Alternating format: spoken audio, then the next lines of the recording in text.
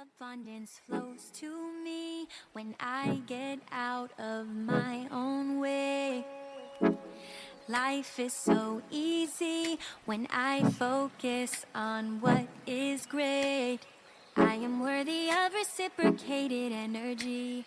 I am worthy of a love that loves as deep as me. I am worthy of aligning with my higher self. I am worthy of desiring miracles and... Hey everyone, welcome back to another episode of Crazy Talk. In today's episode, I wanted to talk about accepting people for who they are. With borderline personality disorder, we have a tendency to latch onto people and tolerate any and all sorts of behavior, all in the name of love. Because growing up, that's what we were told. We were forced to accept anything and everything because our parents loved us, or because someone close to us loved us, and that's all we knew. So their beating and their abuse and their manipulative behaviors, all in the name of love, is normal to us. So even though we know it hurts, we just latch onto the idea of someone rather than who they are. We latch onto the false security of love and bond. Like, it's kind of like a trauma bond, I guess you'd say. You know, it's comforting in the sense that that's all the love we know, but in reality, it's harming us. We're holding on to the hopes and dreams we have for this person, hoping that one day they'll get better, they'll take that anger management class, they'll get over their trauma, and they'll love us like we really deserve. So deep down, we acknowledge that we deserve better, but we're so caught up on the idea of who the person could be, what our life could look like with that right love, that we just can't accept that person for who they are. And this isn't just sexual relationships. This is family, friends, co-workers, I guess, I mean, anybody in your life. Accepting any type of behavior is just not okay. At the end of the day, we need to set appropriate boundaries and set limitations for ourselves. We have to people treat us how we allow them to treat us.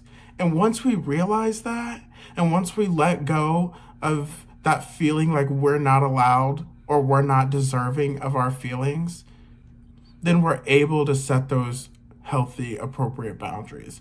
We're able to say, hey, this is not how I deserve to be loved. Or, hey, I deserve better. And then you can stop that pattern of hurt and abuse and ultimately feel better in that category. Of course, none of these episodes is like a cure-all.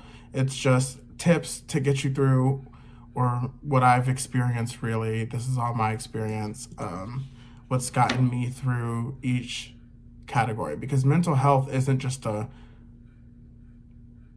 one thing fix all, here's a 100% guide to all the tools you need. It's a learning process, and really it's different for everybody. We're all on our own individual journey.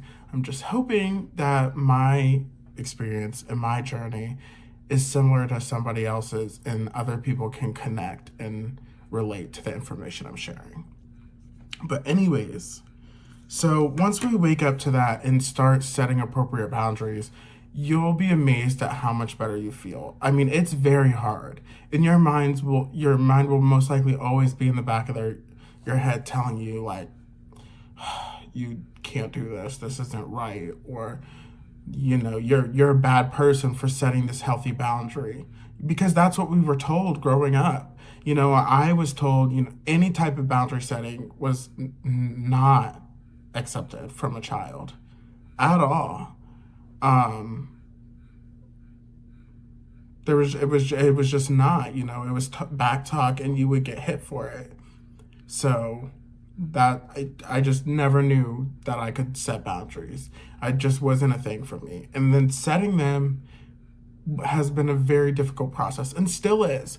It still is difficult because I still have that internal battle with myself, and that sense of insecurity in my own decision making. Because for so long I was told I was crazy. I was told that I was not capable of making rational decisions. Um, and for a while that was true. I let my feelings get ahead of myself. So I was not able to rationally make decisions. But now I'm a lot older, I have a lot more knowledge, and I have a lot more self awareness to really know myself, to tell myself, I am doing the appropriate thing. I know what's best for myself. And that's what you have to tell yourself. Nobody can tell you what's best for you. You're a grown ass adult, and if you're watching this, most likely your parents got it wrong anyways. But it's time to really dig into yourself and find out what's best for you. And then that's how you learn the appropriate boundaries to set. And that comes from knowing your triggers as well. So when I say accept people for who they are, it's not telling you to just be like, it's not telling you to stay in a situation just because that's who they are. It's definitely not telling you to accept certain behaviors because that's who they are. It's the exact opposite. It's telling you to not accept certain behaviors. It's telling you to not stay in that relationship just because in the hopes that they'll change. If they wanted to, they would. I mean, I know it's not easy, but at the end of the day, I don't know why I struggle with that.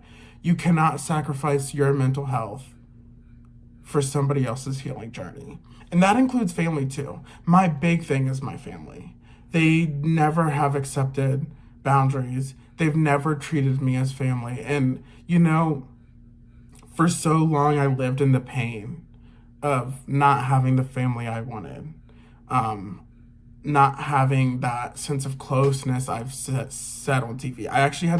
I had to stop watching certain shows because just the connectivity, the connectedness you'd see, it just triggered me. It hurt. And I would split literally every time I watched the show. And now I've less so learned to not split, even though I definitely still do get triggered by my family. And the last time I literally went and blocked every single one of them, everyone. I gave into that intrusive thought and that feeling of I just want to run away, leave everyone behind, delete everybody from my social media, and be gone to them. I do not want to exist to them anymore.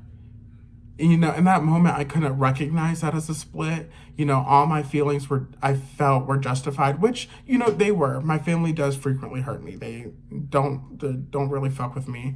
They only want me when I can benefit them. They're takers. I hate to say it, but they are. I'm literally the most giving person, and they'll call me. I will only find out that they're having a get together when my sister's calling me to babysit.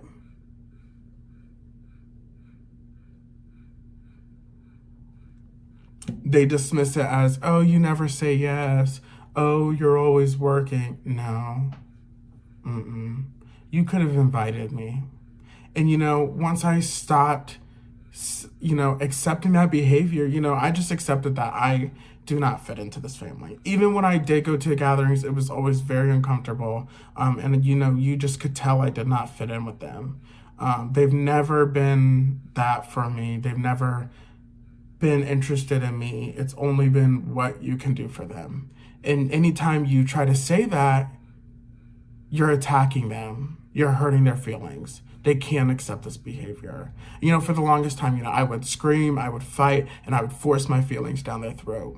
But eventually, once I learned that that's not acceptable, and I had the grown-up conversation and was able to stay leveled, take my emotion out of it, and just be like, hey, this hurts me when you do this. I don't like when you only reach out for me for your own benefit. I don't like when you ignore me for weeks, but then once you need something, oh, hey, I don't like when you refuse to invite me to anything except either the day of, the day before, or when you need me to babysit. That hurts me. And yet I still got the same exact response.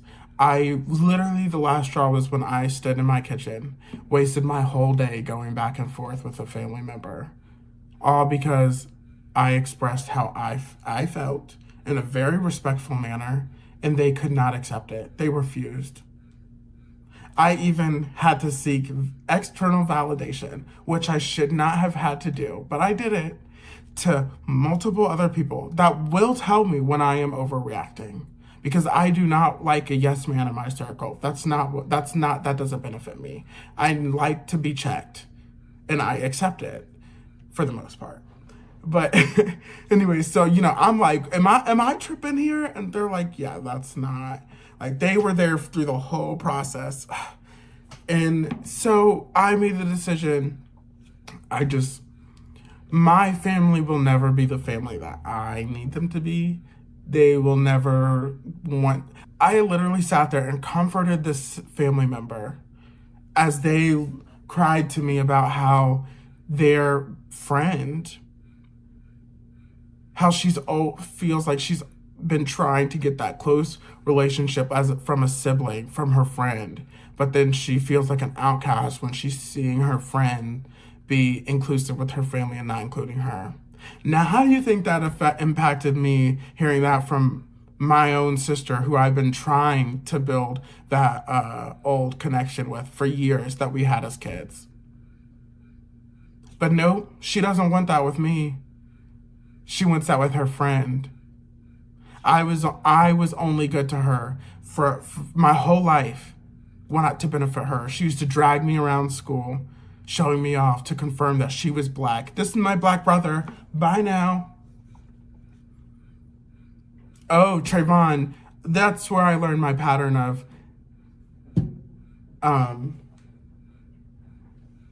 that's where I learned my trade for love and affection for doing stuff. I had to do stuff to earn my sister's love for anything. My parents used to always get on her because, oh, Trayvon, I was doing all her chores, cleaning her room, her homework, making everything, just to earn that validation and comfort that I had somebody. But it was never about me. It was always for her benefit.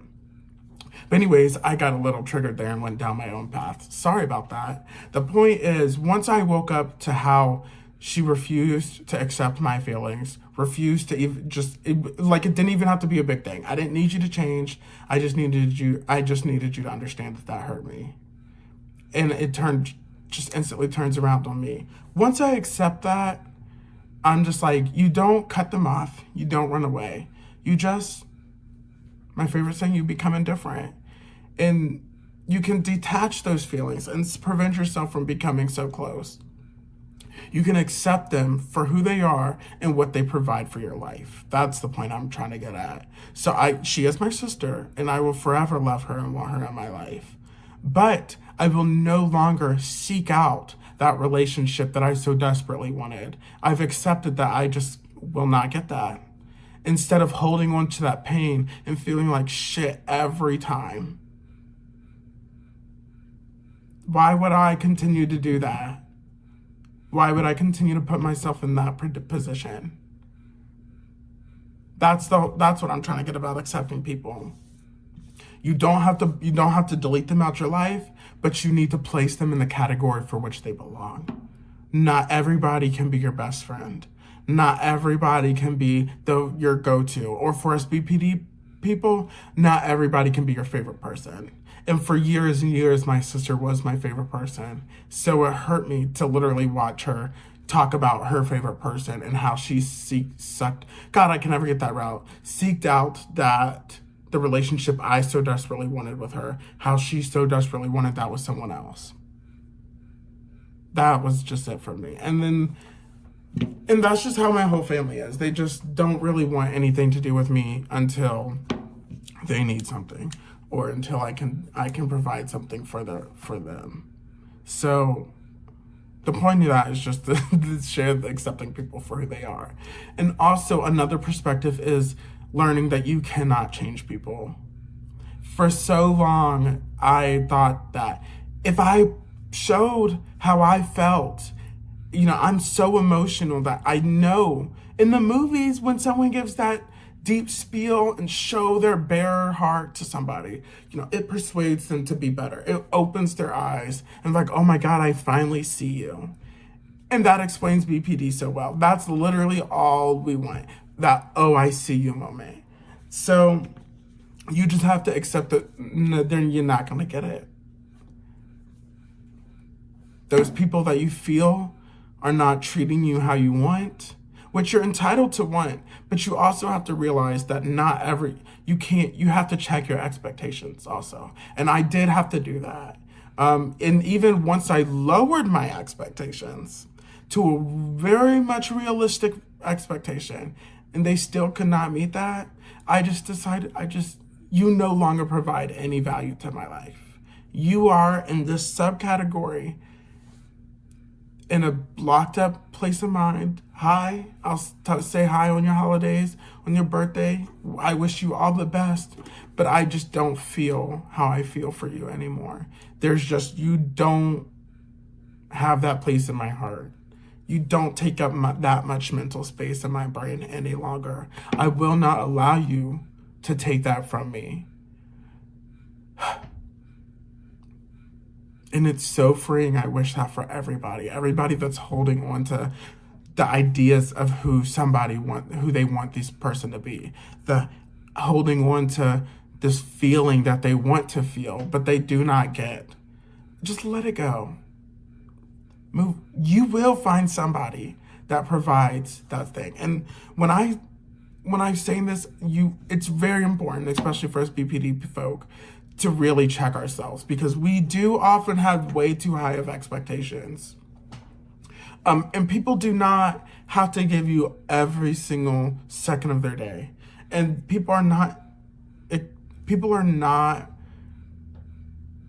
not have to answer the phone every time you call. They're entitled to their own space. They're entitled to their own boundaries. And I had to realize that, sometimes with us, the world can seem to revolve around us, especially when we're in a meltdown crisis moment. And then that person doesn't answer, it's game over. So it's very important to check your emotions before you make these decisions. And that's why I kind of say take the emotion out of it. Because you're splitting, for me at least. I know I'm splitting when there's a lot of emotion. If I can be cool, calm, and collected and make a rational decision and bring up all the facts, then I know I'm good. I know I'm making a rational decision. But if I'm hot, literally physically hot, my mind is racing, my heart's racing, I know. And you can feel all that emotion. We feel it. So that's what you have to tune into, that feeling of that intense emotion. That's how you know you're splitting and you're not making a rational decision. So that's what I mean by taking the emotion out of it. It's definitely not being this emotionless, soulless robot. It's about dialing down your emotions, because we have big emotions. It's about tuning that down and looking at the facts, looking at what's real. That's the whole focus of this, really. What do you call them? Segments. This last segment, because the last few episodes have been really tied together. Just acceptance, total radical acceptance. So accepting people for who they are. You cannot change them, honey.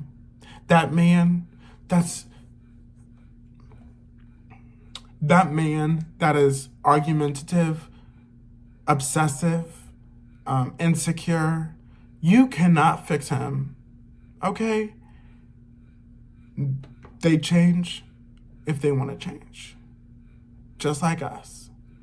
We cannot change until we recognize that. People telling us that we needed to change only infuriated us. That's because they're challenging our reality. But you have to have your own reality checked. You have to check it. You have to be the one to check it yourself. I think that's pretty much all I have for this week. Um, the main point I wanted to get across, because I know I was all over the place, is that there are so many stages of acceptance, especially on this path of healing and, self-discovery. It's just a lot of acceptance. So, this past few weeks, I wanted to break down radical acceptance into these subcategories because it's so deep, and it's so intense. I just wanted to make sure that I really got the point across. So this week, accepting people for who they were or who they are, hearing what people tell you, it's so important for our emotional well-being, because holding on to something that's not there is so painful. Holding on to dreams and ideas of someone, hoping that they'll change, only